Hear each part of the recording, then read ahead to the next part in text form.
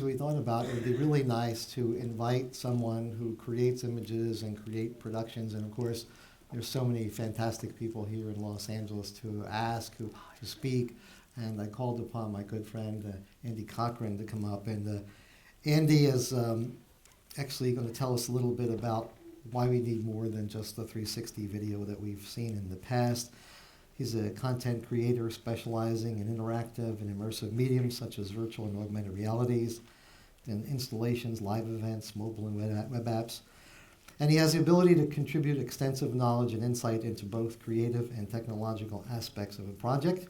He offers a unique blend of narrative. We done changing the laptop? Okay, I don't have to stretch anymore. Some of the recent credits include projects for Intel, Google, USA Today, Mr. Robot, Strain, Disney, LG, VIZIO, a couple of other big names. And if you have a chance, Andrew and I put together a 7-part series on VR and AR. It's on my YouTube channel if you're interested to hear the kind of background on the whole topic, since he's been doing quite a bit of work. So I'm going to introduce Andrew Cochrane.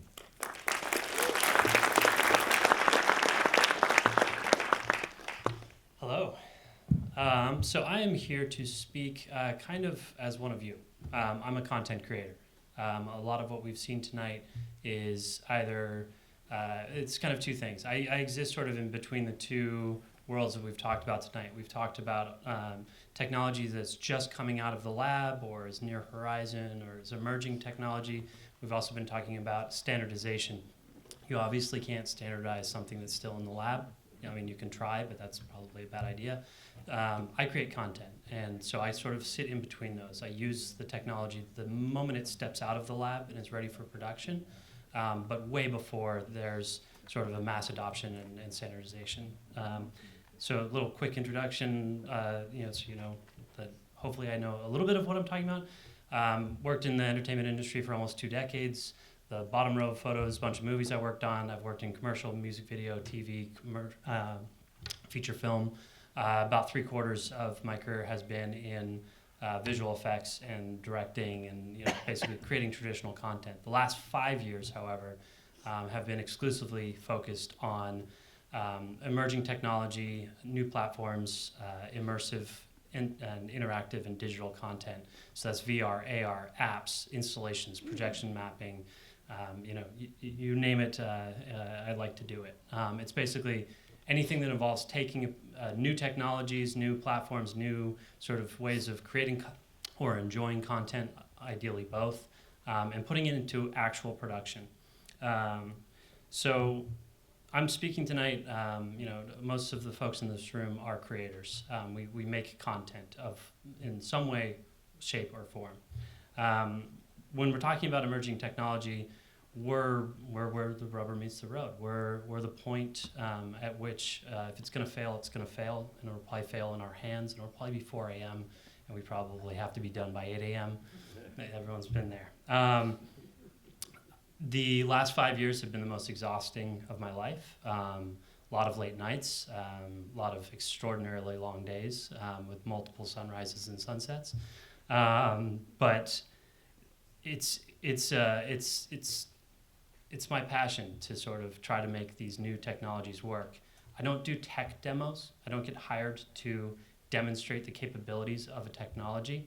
The projects that I do are not aimed at developers or content creators. They're aimed at paying audiences. This is real content aimed at real audiences.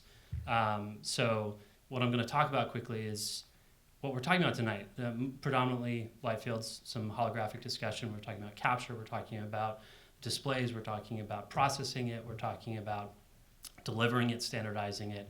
I want to kind of talk to you briefly about how I have been successful in doing that with other technologies, and then I'll loop it back to the technologies we're talking about tonight. Some past successes, when I worked exclusively in visual effects, I was part of teams that brought 3D tracking, sort of, now it's a commodity, but back then it was very expensive and difficult. Fluid simulations, extremely high resolution, high quality 360-degree cameras. Now they're $350 things to fit in your pocket. 5 years ago they were $800,000 and weighed 300 pounds and took days to just transfer the data from. I've worked with Tango, creating an app to essentially visualize point clouds in real time on a smartphone, but to create artistic output, not just to sort of show how cool Tango is. It was cool. The latest project that I've been involved in is in the lobby, the 100%. It was captured using a whole bunch of technologies. We used Microsoft's volumetric capture. We use LiDAR, photogrammetry, HDR, real-time rendering. It's kind of a smorgasbord of emerging technologies. I say all of that just by way of saying, hopefully I know what I'm talking about. So any new technology, it's great in the lab. Nobody loves a good lab demo more than me. Nobody is a more voracious reader of news about new technology. I'm extraordinarily excited by technology, but when it comes to creating content, I'm insanely pragmatic, and that can come across as being a wet blanket at times, but it's because if you're delivering content to the end user, they don't care about how expensive it was, how hard it was, how cool the technology was, how the reason that you failed. Audiences care about how they feel. Do they enjoy it? Did they have fun? Were they scared when they should have been scared? Did they laugh when they should have laughed? Did they come away feeling good? If the answer is no, then you failed. And so when I'm approaching a new technology, I basically kind of apply the same formula, which I'm very eager to be applying to these technologies that we've been talking about in the very near future. I don't listen to marketing departments ever. I don't want to know what it should do. I don't want to know what it will do someday. I want to know what it can do today. And I also want to know, very honestly, I'm not going to go tell everyone, but I want to know what it won't do. And that's not because I want to poke holes in your technology. It's because I want to know where it's going to shine. I want it to look good. You want it to look good. If you have lied to me about your technology, and it is 4 a.m. and we have 4 hours to fix it, I don't want to be finding that out. So I always test. Test the technology. Don't read the literature. Read the literature, absolutely. Understand what it's supposed to do, but get it in your hands beforehand. Test it. Push the marketing folks out of the room. Talk to the engineers, and really figure out how this technology, how it works. You're not trying to reverse engineer it. You're just trying to make sure it doesn't break in your hands. The second thing, I won't put any technology into production if I do not have the direct support of the people making that technology. When it's 4 a.m., I want your phone number. I want to call you. I'm here trying to make your technology look great. It's going to be delivered in an experience to an end audience. If it's failing and you're not standing at my side helping me fix your technology to make it look good, I'm out. If you're out, I'm out, basically. So it's partnership. Bringing any of this stuff into production, it is a partnership between the people making the tech and the people using the tech. I always have a fallback. There's always something I've done before that I know will work. It's obviously not as cool. It's obviously not as good. Thankfully, I've come extraordinarily close, but thankfully I've never had to go back to a fallback. But knowing that it's there gives you the confidence to be a little more bold and to push limits a little bit. A tiny anecdote on that, the experience out in the lobby we shot on Metastage, which is a Microsoft sort of technology, but it's an independent company here in LA. We were the first production to shoot there, and to the degree that they had never used their stage. We had never used their stage. But we made some guesses as to how that technology could work, and pushed them, I think, out of their comfort zone. And we brought in lights, and they said, why do you need lights? We have lights. And we turned off some of their lights. And in the process created what Microsoft said in 8 years is the best captures they've ever seen. So it is about being able to push a little bit with the technology, because we knew that we had a fallback. We knew what would work, so we were able to go out on a limb a little bit and try something new. And now we hear they're doing a lot of captures in a similar manner to the way we did. This is kind of more of a VFX thing, a pipeline thing. My projects never really have much of a pipeline around them. I like technology to work out of the box. And that sounds lazy, but it's actually very intentional. If you build a pipeline, you're going to be spending hundreds of thousands, if not millions of dollars, building a pipeline to basically fix problems in the technology, move data from one piece of software to another, or somehow automate script, basically make your life easier, allow you to do something at greater volume. The problem is the stuff that I do is using technology that hasn't congealed yet. It hasn't really locked down. And so those hundreds of thousands, if not millions of dollars spent trying to really optimize something literally get thrown out the window the next month because there's an update, something breaks. So rather than chasing that dragon and trying to basically create these industrial strength pipelines around something that is so squirrely and so in development, I'd rather work with the people making the technology and say, it would be really great if you had a button right here that did this. And obviously my competitors, which is other content creators, will get that same button and be able to press that button and have an easier time. But I'm hopefully moved on to the next technology or the next project. So everyone kind of benefits from it. Selfishly, I just get to use it first. So it's kind of offloading a little bit of the pipelining onto the actual technology development, but it's the only way to survive this stuff. Another tiny little anecdote, 2015, we did a 360-degree video. It was interactive. Hotspot navigation was one of the first to do that. We shot in January, delivered in March, started another one for Comic-Con, which delivered in July, shot that in March. Not a single line of code, even though both experiences were done 360 video with a Unity engine doing interactivity. Not a single line of code carried over between the two projects, which had a 2-week gap between them because every part of the pipeline had updated. Unity updated, 360 video got higher res, new camera, new stitching. So had we invested in really sitting down and trying to create a pipeline, it literally would have gone up into dust. So, light fields. Let's talk about tonight's topic. As I said, I kind of sit between the companies developing this technology and IDEA, which is trying to essentially create standards, protocols, practices, and standards to kind of bring this to the masses. I'm sort of in the middle there. So let's talk a little bit about the challenges that lie ahead for the companies making this technology and for IDEA. I think we've seen some incredible presentations tonight on sort of where the tech is, where it wants to be, where it will be, what needs to happen. So I was planning on kind of diving in a little bit on that, but I don't need to. You guys have covered it. There's a lot of challenges ahead. This is a big problem. You go from a 1 camera shoot to a 2 camera shoot to a 100 camera shoot to a 1,000 camera shoot. Everyone can understand those orders of magnitude and the complexity that comes from that. As I said earlier, the audience doesn't give a damn about any of these problems. They really don't.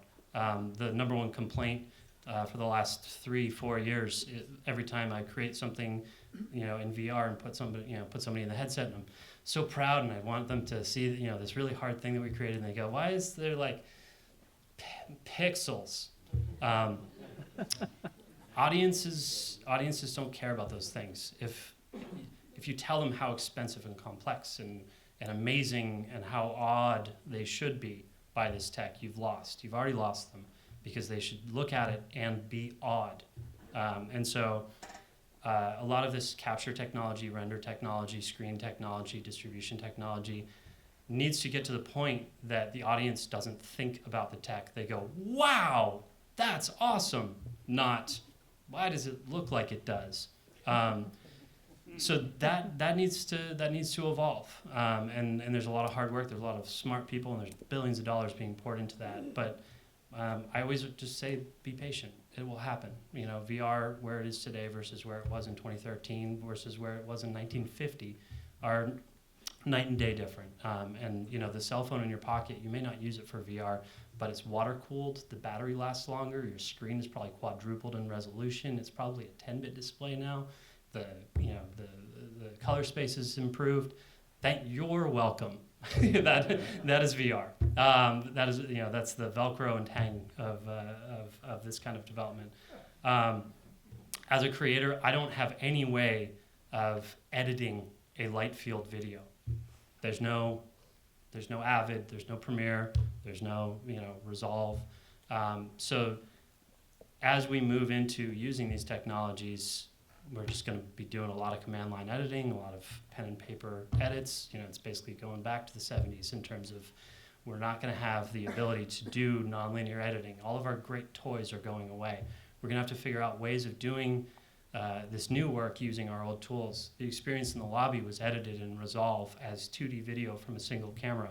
Under the hood, when you're in the headset, it's all 3D models with textures and great stuff. We had to figure out how to shoot, edit, retime, reposition in 3D. We reconformed that thing 8 times in 3 different packages, just because of that's what it required to get color correction through those pipelines, et cetera. Light fields, my God, is that a big problem? That is a problem I don't want to solve. I look forward to the tools. The really sad thing is more anecdotes. Sorry. I ran digital and interactive for Guillermo del Toro at Murata for 6.5 years. We spent 8 months trying to solve the problem of omnidirectional stereo CG rendering, and we solved it. We solved it before any commercial package had a button that would just render a stereo 360. 2 days later, we found a paper from 2006 with the literal, algorithm written out. So it took us 8 months to find an article on Google. But that's what we're talking about here. And light fields is that all over again. What is now a button 5 years later, back then was 8 months with an entire team of people working at it. The distribution formats, obviously they don't exist. How do you distribute a light field? There is no consumer that has a light field display at home. So these are problems that are going to take a while. You're going to see light fields showing up more in sort of activations, turnkey, events, basically places where cinemas, light field cinemas, aquariums, or holariums. You're going to see these things a little more. It's going to be very expensive. It's going to be very high end, very very splashy, very exciting. I can't wait to be part of it. But it's going to take a while for these standards to lock in. The final thing I want to say, we're on the standardization topic, is that I'm just incredibly honored to be here tonight. This is an organization that has created the standards upon which my career and all of our careers are built upon. There wouldn't be an entertainment industry without standards, without protocols, without standard practices. That's obviously needed, but I would caution against premature standardization. Never the same color. Who's lived through that?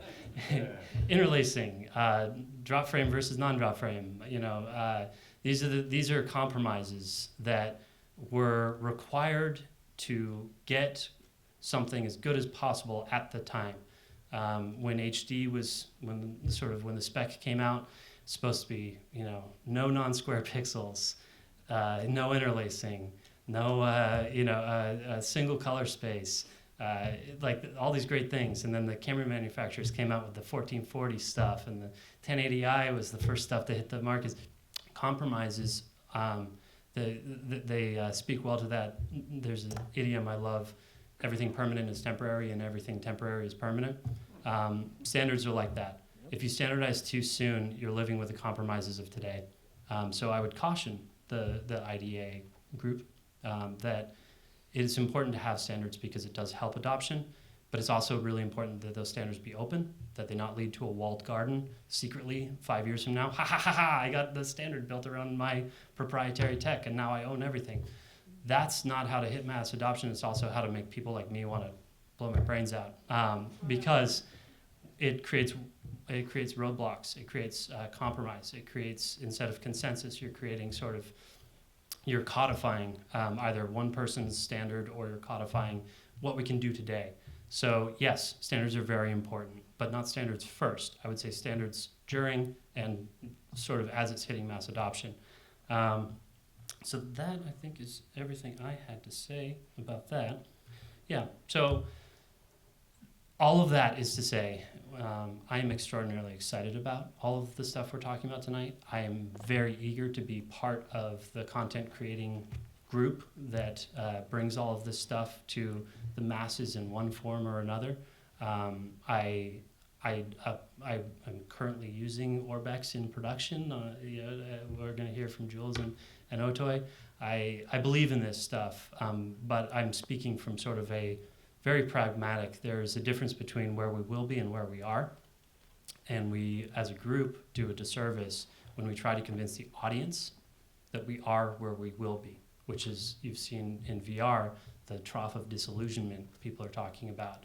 You can't be disillusioned if you haven't been lied to. So we have to be honest about where this tech is, what it's good at, what it's bad at, when it will get there, what it's going to require, and be honest with our audiences as well as our VC. I'm sure there's lots of VC folks right now that really need to know, honestly, this is not a 2-year time horizon. This is not a $50 trillion business by 2030. This is a long haul. Hopefully in our lifetimes, some of this stuff hits the scale that we're talking about. And I just urge everyone to kind of be inquisitive and really don't take anything at surface value. And tech demos are great, but real production is where the actual work is done. So thank you. Thank you.